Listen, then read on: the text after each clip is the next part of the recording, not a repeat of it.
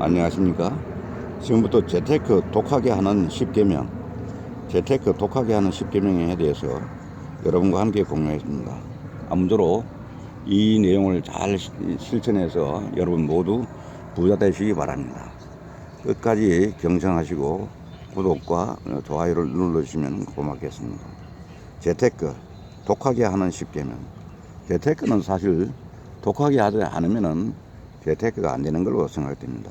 우리가 느슨하게 여유롭게 이렇게 하는 경우에는 어떤 전체적인 부분으로 봤을 때는 만족할 줄 모르겠지만은 재테크란 측면에서는 독한 마음 없이는 어렵다 하는 그런 생각을 하면서 여기 나와 있는 것 중에서 여러분이 실천할 수 있는 것은 하나하나 먼저 실천하고 행동으로 우리가 나타냄으로써 그 효과가 나타나는 것이지, 말로 한다든지 이론으로 한다든지 알고 있는 것은 아무런 도움이 되지 않는다는 것을 한 번 더 강조하면서 실행하시는 여러분이 되시기 바라겠습니다. 첫째는 부지불식간에 새는 돈을 막아라. 많은 이들이 일확천금을 꿈꾸며 큰 돈에만 관심을 갖지만 돈을 모으는 데 있어 가장 중요한 것은 무엇보다 자잘하게 새는 돈을 막는 것이다. 1억 원이든 100억 원이든 그 시작은 단돈 100만 원을 모으는 것에서 시작된다는 것을 잊어서는 안 된다. 우리가 여기서 작은 목표를 세워서 목표를 달성해 나가고, 그 목표가 달성되면 또 큰 목표를 세우고, 이렇게 단계별로 해 나가는 어떤 필요성이 있는데, 이 작은 단돈 100만 원을 모을 때 이때가 매우 중요합니다. 소비를 최대한 줄이고 독하게 단돈 10원이라도 아끼는 어떤 이런 마음을 안 가지면은 1차 단계의 목표가 달성되기 어렵다는 것이죠. 왜?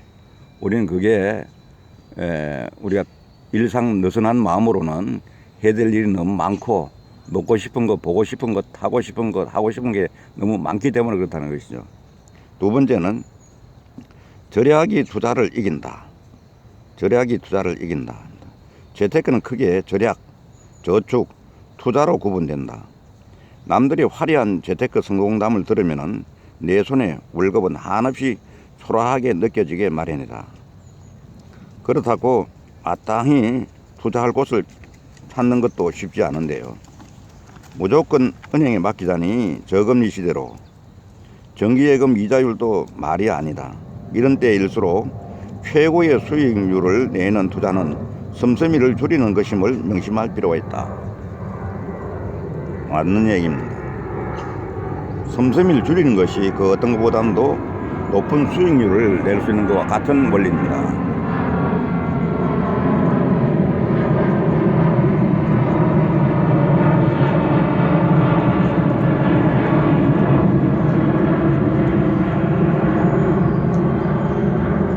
세 번째는 빚 관리가 무엇보다 중요하다. 빚 관리가 무엇보다 중요하다. 요즘 각종 푸어족들이 양산되고 있다. 머니 푸어, 하우스 푸어, 메디 푸어, 에듀 푸어, 실버 푸어 등 그 종류만도 수십 가지에 이른다. 푸어족이 양산되는 직접적인 원인 역시 과도한 빚과 관련이 깊다.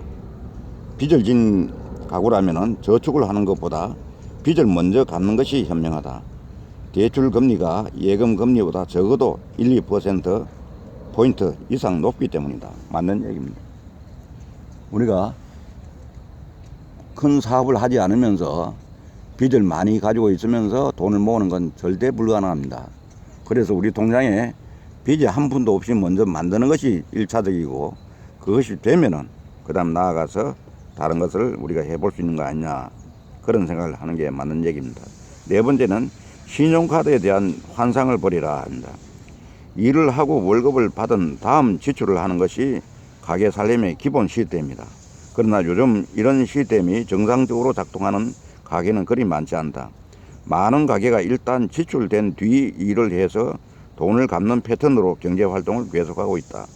한마디로 말해 일상적으로 빚을 지게 된 셈이라 해도 과언이 아닌데, 이 모든 것의 원인은 바로 신용카드이다. 필요 없는 신용카드를 줄이고 가능하면 체크카드를 이용한다. 그러니까 이상용 씨 같은 경우도 이 신용카드 사용 안 한다 그러지 않습니까? 그날 써야 될 돈을 딱 그 정확하게 계획대로 가지고 있으면서 그 범위 내에서 사용한다는 거죠.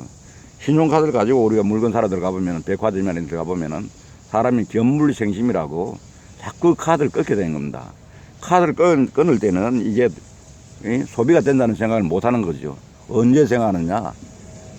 매월 한 번씩 이렇게 돈이 많이 썼나 하는, 그때 우리가 뉘우칠 수가 있는데, 그러니까 현금을 정해놓고 쓰듯이 이런 마음을 가져야 된다는 거죠.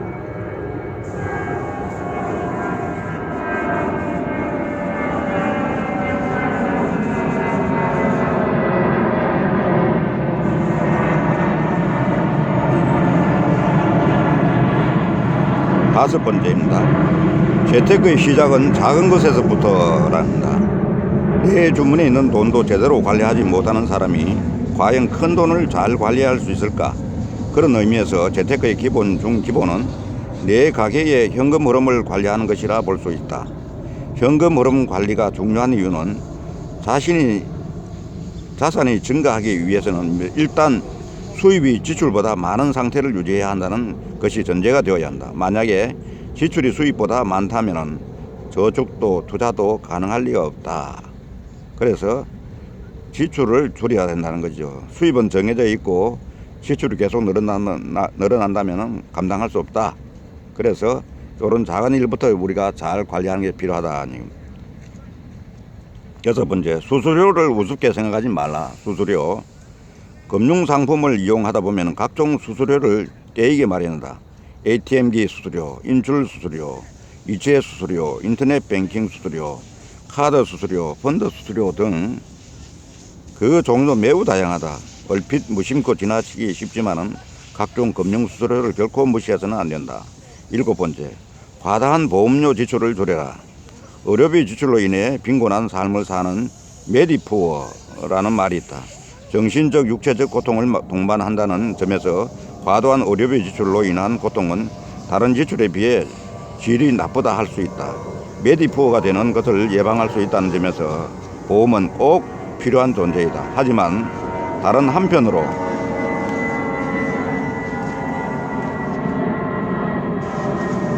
잘못 가입한 보험은 현금 흐름 측면에서 재테크의 최대 복병이다. 걸림돌이 될 수도 있다. 가입할 때는 언제나 여러 상황을 고려하여 꼼꼼히 따져보아야 한다.